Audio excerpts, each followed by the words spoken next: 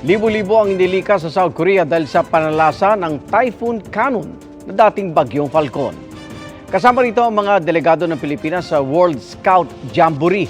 Saksi si Oscar Oida.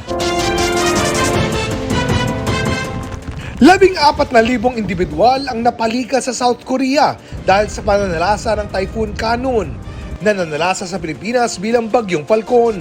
Naglandfall ang bagyo sa southeast coast ng bansa at papunta sa kabisera nitong Seoul.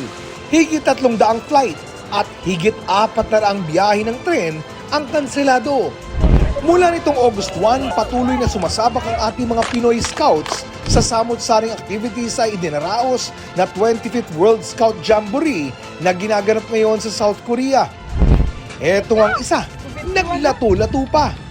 Pero nitong August 8 lang, bunsod ng masamang panahon na nararanasan ngayon sa South Korea.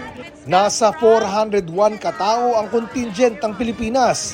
Pagtitiyak ng Boy Scouts of the Philippines, ligtas ang ating mga delegado sa 25th World Jamboree.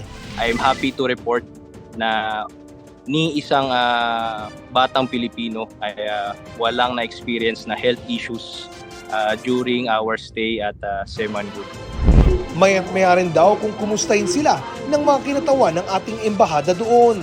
At bagamat kinailangang ma-evacuate, hindi naman daw naantala ang activities. Medyo umuulan-ulan na po dito, so ang activities ng ating mga kabataan ay indoor lamang.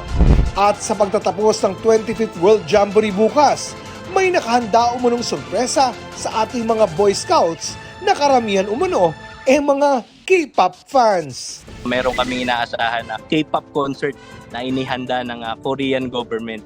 So very excited ang ating mga kabataan. Of course, marami dito mga K-pop fans. May enjoy natin ang culture ng Republic of Korea. Para sa GMA Integrated News, Oscar Oida ang inyong saksi! Mga kaibigan, samahan nyo kaming saksiyan ng mga balita. Mag-subscribe sa GMA Integrated News sa YouTube. Para sa mga kapuso abroad, samahan nyo kami sa GMA Pinoy TV at sa www.gmanews.tv.